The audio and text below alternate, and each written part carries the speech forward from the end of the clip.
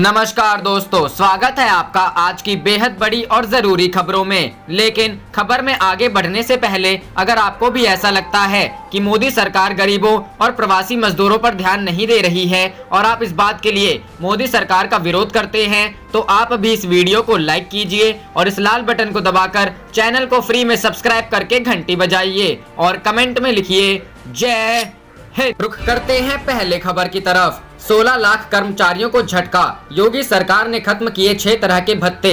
जी हां दोस्तों, corona virus के चलते बने आर्थिक संकट को देखते हुए उत्तर प्रदेश की योगी सरकार ने सरकारी कर्मचारियों को मिलने वाले 6 तरह के भत्तों को समाप्त करने का फैसला लिया है। मंगलवार को इससे संबंधित आदेश भी जारी कर दिया गया। सरकार के इस फैसले से राज्य के 16 लाख कर्मचारियों को झटका लगा है। सरकार ने आदेश जारी कर नगर प्रतिकार, सचिवालय भत्ता, पीडब्ल्यूडी के कर्मचारियों को मिलने वाले भत्ते, अवर अभियंताओं को मिलने वाले भत्तों को हमेशा के लिए समाप्त कर दिया। सरकार के इस फैसले से राज्य के कर्मचारियों में असंतोष का माहौल है। कर्मचारी संगठनों का कहना है कि सरकार ने कर्मचारियों के साथ धोखा किया। इन 6 प्रकार के भत्तों को खत्म करने से सरकार को एक साल में तकरीबन 1500 करोड़ रुपए की बचत होने का अनुमान है। बता दें कि नगर प्रतिकर भत्ता 1 लाख तक या उससे अधिक आबादी वाले नगरों में तैनात सभी राज्य कर्मचारियों और शिक्षकों को दिया जाता है। फिलहाल राज्य कर्मचारियों को नगरों की श्रेणियों के हिसाब से 250 से लेकर 900 रुपए प्रति माह तक नगर प्रतिकार भत्ता दिया जा रहा था। वहीं सचिवालय भत्ता सचिवालय में तैनात निचले स्तर से लेकर विशेष सचिव स्तर तक के कर्मचारियों को मिलता था, जिसकी अधिकतम सीमा 2500 रुपए थी। सचिवालय में तैनात कर्मियों के अलावा यह भत्ता राजस्व परिषद में अध्यक्ष और सदस्यों को छोड़कर शेष कार्मिकों और इलाहाबाद हाईकोर्ट में एडिशनल रजिस्ट्रार तक के सभी कार्मिकों को मिलता था। इससे पहले पिछले महीने योगी सरकार ने महंगाई भत्ते पर रोक लगाने का फैसला लिया था। कर्मचारियों और पेंशन भोगियों को डीए नहीं मिलेगा। कर्मचारियों का 1 जनवरी 2020 से जून 2021 तक का महंगाई भत्ता बंद रहेगा।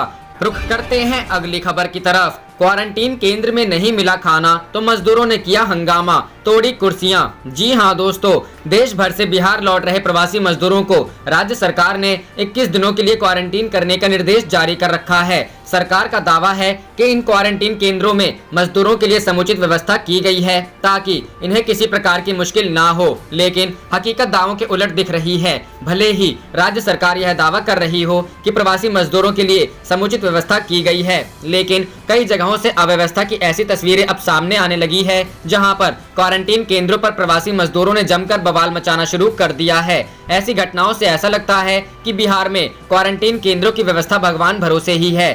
ताजा तस्वीर पटना के बाढ़ से पंडारक ब्लॉक की है, जहां पर आज मंगलवार को प्रवासी मजदूरों ने जमकर बवाल मचाया। क्वारंटीन केंद्रों में रखे गए प्रवासी मजदूरों ने आरोप लगाया कि क्वारंटीन केंद्र में मंगलवार सुबह से ही मजदूरों को खाने के लिए कुछ भी नहीं दिया गया है। इसी बात से नाराज तो प्रवासी मजदूरों ने क्वारंटीन केंद्र में पहले तो खाने को लेकर हंगामा मचाया और उसके बाद जमकर क्वारंटीन केंद्र में मौजूद कुर्सियों पर अपनी भड़ास निकाली और उसे चकनाचूर कर दिया। बाढ़ के सर्कल अधिकारी ने बताया कि इसी क्वारंटीन केंद्र से 2 प्रवासी मजदूर कोविड-19 पॉजिटिव पाए गए, जिसके बाद प्रवासी मजदूरों के लिए इस केंद्र पर खाना बनाने वाला रसोइया डर की वजह से भाग गया। प्रवासी मजदूरों को हुई अव्यवस्था पर बाढ़ से सर्कल अधिकारी अश्विनी कुमार ने कहा, क्वारंटीन केंद्र से 2 कोविड-19 पॉजिटिव मरीज पाए जाने के बाद यहां पर काम करने वाला रसोइया और स्वीपर डर की वजह से भाग गए। उन्होंने कहा कि कोई भी व्यक्ति यहां पर काम नहीं करना चाहता है, इसी वजह से कुछ देर के लिए इस क्वारंटीन केंद्र में अव्यवस्था की स्थिति उत्पन्न हो गई थी, लेकिन हम लोगों ने अभी हालात को संभाल लिया है। रुख करते हैं अगली खबर की तरफ। राहुल गांधी ने कहा, सड़कों पर करोड़ों बच्चों को भूखे चलते देख मां भारती रो रही है। पीएम मोदी से किया ये आह्वान। जी हां दोस्तों, प्रधानमंत्री नरेंद्र मोदी के संबोधन के बाद कांग्रेस नेता राहुल गांधी ने कहा कि सड़कों पर करोड़ों बच्चों को भूखे चलते हुए देख मां भारती रो रही है। सरकार से उनके सुरक्षित घर वापसी सुनिश्चित करने का आह्वान करता हूं। राहुल गांधी ने प्रधानमंत्री से लॉकडाउन की वजह से घर लौट रहे प्रवासियों के खाते में 7,500 रुपए जमा करने का आह्वान किया। उन्होंने ट्वीट किया, प्रधानमंत्री जी से मेरा आग्रह है कि आज रात के संबोधन में सड़कों पर चलते हमारे लाखों श्रमिक भाइयों बहनों को उनके घरों तक सुरक्षित पहुंचाने की घोषणा करें। गांधी ने कहा, इसके साथ ही इस संकट के समय में सहारा देने के लिए उन सभी के खातों में कम से कम 7,500 रुपए सीधे भेजे। इससे पहले कांग्रेस के पूर्व अध्यक्ष राहुल गांधी ने कई राज्यों में श्रम कानूनों में संशोधन किए जाने की आलोचना करते हुए सोमवार को कहा कि कोरोना संकट श्रमिकों के शोषण और उनकी आवाज दबाने का बहाना नहीं हो सकता। उन्होंने ट्वीट किया, अनेक राज्यों द्वारा श्रम कानूनों में संशोधन किया जा रहा है। हम कोरोना के खिलाफ मिलकर संघर्ष कर रहे हैं, लेकिन यह मानव अधिकारों को रौंदने, असुरक्षित कार्यस्थलों की अनुमति, श्रमिकों के शोषण और उनकी आवाज दबाने का बहाना नहीं हो सकता। कांग्रेस ने कहा कि इन मूलभूत सिद्धांतों पर कोई समझौता नहीं हो सकता।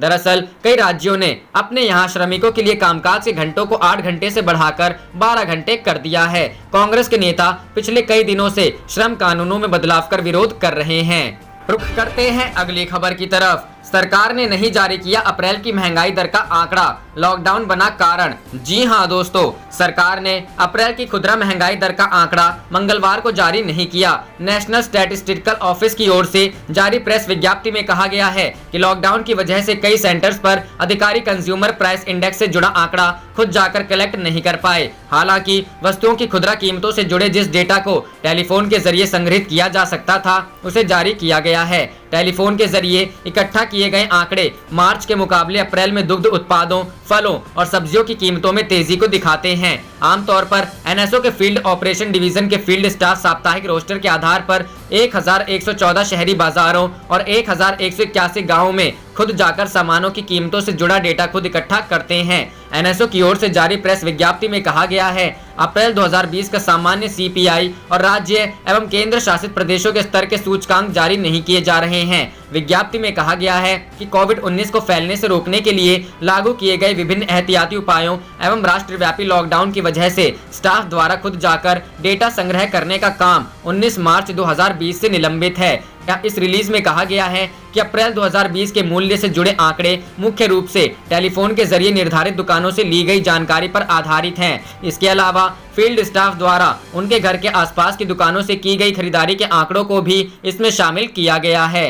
रुख करते हैं अगली खबर की तरफ। उतरेगा मजदूरों का जन सैलाब, भारी पड़ सकता है श्रम कानून में बदलाव। जी हां दोस्तों, राज्य सरकार द्वारा कुछ दिनों पूर्व राज्य के कर्मचारियों एवं शिक्षकों को वर्षों के संघर्ष के बाद दिए जाने वाले भत्तों को पहले कुछ दिनों तक स्थगित रखने, फिर उन्हें अचानक समाप्त किए जाने के निर्णय पर राज्य कर्मचारी संयुक्त परिषद ने गहरा आक्रोश जताया है। इससे पूर्व श्रम कानून में बदलाव जैसे निर्णय को परिषद की तरफ से अमानवीय निर्णय बताया गया। कर्मचारी समाज सड़क पर उतर जाए तो कोई अतिशयोक्ति न होगी। परिषद के अध्यक्ष हरिकिशोर तिवारी और महामंत्री शिव बरन सिंह यादव ने कहा कि एक तरफ सांसदों के भत्तों पर बढ़ोतरी की जा रही है, दूसरी तरफ प्रत्यक्ष और अप्रत्यक्ष रूप से कोरोना वॉरियर्स के भत्तों में कटौती कर सरकार दोहरा मापदंड अपना रही है। ऐसे में अगर लॉकडाउन की समाप्ति पर कर्मचारी समाज सड़क पर उतर जाए तो कोई अतिशयोक्ति न होगी। परिषद के अध्यक्ष हरिकिशोर तिवारी और महामंत्री शिव बरन सिंह यादव ने कहा कि प्रदेश सरकार ने पहले कहा कि हम कोई भी वेतन में कटौती नहीं करेंगे, फिर कहा कि केंद्र सरकार द्वारा जो किया जाएगा वही करेंगे, और अंत में अभी फिलहाल राज्य कर्मचारियों के 6 भत्तों पर सिर्फ उत्तर प्रदेश सरकार द्वारा रोक लगाई और अब ये भत्ते हमेशा के लिए समाप्त कर दिए। रुख करते हैं अगली खबर की तरफ। छत्तीसगढ़, रायपुर में बीजेपी प्रवक्ता संबित पात्रा के खिलाफ एफआईआर दर्ज। जी हां दोस्तों, भारतीय जनता पार्टी के राष्ट्रीय प्रवक्ता संबित पात्रा के खिलाफ छत्तीसगढ़ में एफआईआर दर्ज की गई है। यूथ कांग्रेस के प्रदेश अध्यक्ष पूर्णचंद्र पाढ़ी की शिकायत पर रायपुर जिले के सिविल लाइंस थाने में संबित पात्रा के खिलाफ आईटी एक्ट और आईपीसी की धाराओं में मुकदमा दर्ज किया गया है। पुलिस के मुताबिक पाढ़ी ने शिकायत की थी कि बीजेपी प्रवक्ता पात्रा ने 10 मई को ट्वीट कर 2 पूर्व प्रधानमंत्री पंडित जवाहरलाल नेहरू और राजीव गांधी पर कश्मीर मामले और सिख विरोधी दंगे व बेफोर्स घोटालों को लेकर झूठा आरोप लगाया था। पाढ़ी ने कहा कि दोनों पूर्व पीएम को किसी भी भ्रष्टाचार और दंगों से संबंधित मामले में दोषी नहीं ठहराया गया है। जब देश कोरोना जैसी चुनौतियों से लड़ रहा है तो ऐसे में इस तरह का ट्वीट करना धार्मिक समूहों समुदायों के बीच सद्भाव के लिए नुकसानदायक है। इससे शांति भंग होने की भी आशंका है। वहीं रायपुर जिले के वरिष्ठ पुलिस अधीक्षक आरिफ शेख ने सोमवार को बताया कि जिले के सिविल लाइंस थाने में पुलिस ने यूथ कांग्रेस के प्रदेश अध्यक्ष पूर्णचंद्र पाढ़ी की शिकायत पर संबित पात्रा के खिलाफ केस दर्ज किया है। मामले की जांच की जा रही है। रुख करते हैं अगली खबर की तरफ। बीजेपी विधायक को भेजा गया जेल, रंगदारी जैसे कई संगीन आरोप। जी हां दोस्तों, झारखंड में धनबाद के बागमारा से भारतीय जनता पार्टी के दबंग विधायक ढुल्लू महतो ने सोमवार को अतंतहद न्यायिक दंडाधिकारी संगीता के कोर्ट में आत्मसमर्पण कर दिया। न्यायालय ने विधायक को न्यायिक हिरासत में लेते हुए जेल भेज दिया। फरवरी महीने में ही पुलिस और विधायक के बीच लुका छुपी का खेल जारी था। प्राप्त जानकारी के अनुसार बिहार के मुजफ्फरपुर के एक व्यापारी के हेवी मेशन पर कथित तौर पर कब्जा जमाने और रंगदारी का मामला ढुल्लू महतो पर दर्ज था।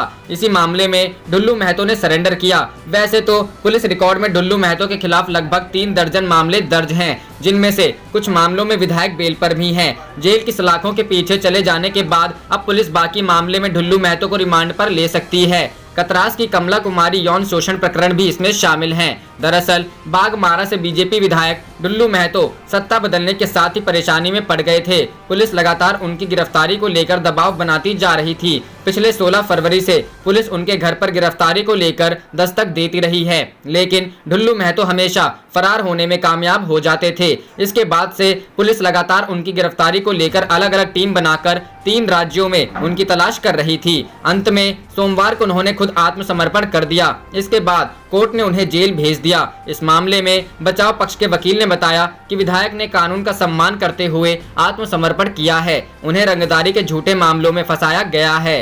रुख करते हैं अगली खबर की तरफ। रेल के बाद अब दिल्ली में मेट्रो शुरू करने की तैयारी, डीएमआरसी ने दिया संकेत। जी हां दोस्तों, लॉकडाउन का तीसरे चरण 17 मई को खत्म होने वाला है। इस बीच सरकार ने जोन के आधार पर रियायतें देनी शुरू कर दी है। इसी के तहत रेलवे ने नई दिल्ली से 15 शहरों के बीच ट्रेनें चलाने का फैसला किया है। इस बीच दिल्ली मेट्रो का एक ट्वीट काफी चर्चा में है। इस ट्वीट में संकेत मिला है कि 18 मई से दिल्ली मेट्रो की सेवाएं शुरू हो सकती है। दिल्ली मेट्रो ने अपने ट्वीट में लिखा है कि पैसेंजर मूवमेंट एरिया को साफ करने के लिए मेट्रो स्टेशनों में विशेष रूप से प्रशिक्षित हाउसकीपिंग स्टाफ रखा गया है, ताकि मेट्रो सेवाएं शुरू होने पर सुरक्षित मूवमेंट के लिए एमएफसी गेट, लिफ्ट, एक्सकलेटर्स आदि की सफाई की जा सके। संभव है कि दिशा निर्देश के तहत दिल्ली में मेट्रो सेवाएं शुरू कर दी जाएं। सफर के दौरान मास्क पहनना अनिवार्य होगा। साथ ही सफर करने के लिए आरोग्य सेतु ऐप फोन में इंस्टॉल करना अनिवार्य हो सकता है। हालांकि इस बारे में आधिकारिक जानकारी नहीं दी गई है। कोरोना वायरस को रोकने के लिए चल रहे बंद के कारण भले ही दिल्ली मेट्रो नहीं चल रही है, लेकिन डीएमआरसी ने काम करना बंद नहीं किया है। डीएमआरसी उन लोगों तक मदद पहुंचाने में जुटा हुआ है जो महामारी का मुकाबला करने में जुटे हैं। इतना ही नहीं, डीएमआरसी ने जरूरतमंद लोगों को सहायता प्रदान करने के लिए निगम बोध घाट, बंगला साहिब और यमुना बैंक और गढ़ी मांडू जैसे क्षेत्रों में भोजन वितरण करने का अभियान चलाया। दिल्ली मेट्रो रेल कॉरपोरेशन ने कोरोना महामारी से निपटने के लिए अपने कर्मचारियों के एक दिन के मूल वेतन को पीएम केयर्स फंड में योगदान करने का भी निर्णय लिया है। वर्तमान में इसके लगभग 14,500 कर्मचारी हैं। रुख करते हैं अगली खबर की तरफ। प्रधानमंत्री से चर्चा में लॉकडाउन की हां ना के बीच राज्यों ने केंद्र से मांगे कुछ अधिकार। जी हां दोस्तों, प्रधानमंत्री से सोमवार को वीडियो कॉन्फ्रेंसिंग के माध्यम से राज्यों के मुख्यमंत्रियों ने 2 सत्र में चर्चा की। सबसे पहले आंध्र प्रदेश के मुख्यमंत्री जगन मोहन रेड्डी और अंत में मध्य प्रदेश के मुख्यमंत्री शिवराज सिंह चौहान ने अपनी बात रखी। प्रधानमंत्री नरेंद्र मोदी ने पूरी सावधानी के साथ कोविड-19 के संक्रमण को एकजुटता के साथ हराने का संदेश दिया। उन्होंने संक्रमण को गांव तक ना पहुंचने देने में राज्यों से सक्रियता और रणनीति बनाने की अपील की। प्रधानमंत्री से हुई मैराथन बैठक में साफ हो गया है कि जान के साथ केंद्र सरकार जहान बचाने की रणनीति पर आगे बढ़ेगी। इस दौरान कई राज्यों ने अपने लिए अधिकार भी मांगे। लॉकडाउन जारी रहेगा, लेकिन कामकाज की मिलेगी छूट। केंद्र सरकार के रणनीतिकारों को लग रहा है कि यह धीरे धीरे खुलेगा। रेल सेवा शुरू हो गई है, जल्द ही सड़क परिवहन सेवा भी शर्तों के साथ शुरू हो सकती है। फेस शील्ड, मास्क समेत अन्य सुविधाओं के साथ अंतर्राज्यीय हवाई सेवा बहाल किए जाने का निर्णय हो सकता है। उम्मीद की जा रही है कि रविवार तक गृह मंत्रालय इस संदर्भ में कोई एडवाइजरी जारी कर सकते हैं। केंद्र सरकार औद्योगिक गतिविधियों को आगे बढ़ाने के लिए विशेष सावधानी के साथ छूट दे सकती है। हालांकि लॉकडाउन को लेकर तेलंगाना, बिहार, राजस्थान, महाराष्ट्र, मध्य प्रदेश, पश्चिम बंगाल, तमिलनाडु और पंजाब के मुख्यमंत्रियों ने इसे बढ़ाने का अनुरोध किया।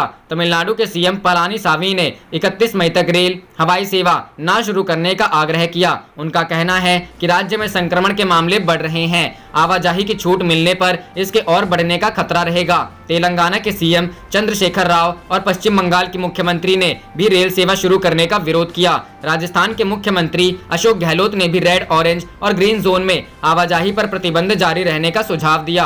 पंजाब के मुख्यमंत्री कैप्टन अमरिंदर सिंह ने रणनीतिक तैयारी के साथ लॉकडाउन पर फैसला लेने की सलाह दी। बिहार के मुख्यमंत्री नीतीश कुमार और पश्चिम बंगाल की मुख्यमंत्री ममता बनर्जी ने भी लॉकडाउन को अभी जारी रखने का सुझाव दिया। इन सब का मानना है कि आवाजाही बढ़ने पर संक्रमण बढ़ेगा। रुख करते हैं अगली खबर की तरफ। ट्रेन सेवा शुरू करने के विरोध में बिहार, बंगाल, तेलंगाना और तमिलनाडु के सीएम।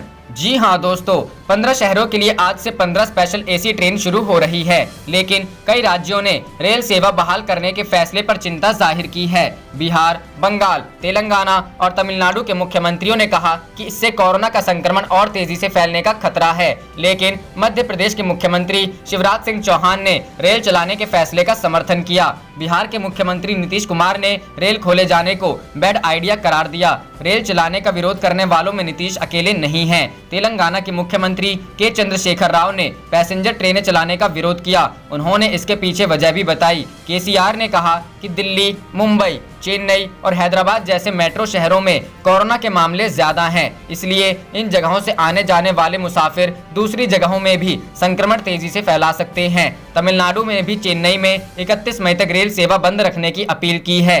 पश्चिम बंगाल की मुख्यमंत्री ममता बनर्जी ने भी रेल चलाने पर चिंता जाहिर की है। उन्होंने कहा कि केंद्र को संघीय ढांचे का सम्मान करते हुए राज्यों को विश्वास में लेकर योजनाएं शुरू करना चाहिए। रेल चलाने से कोरोना का संक्रमण और फैलने का खतरा है।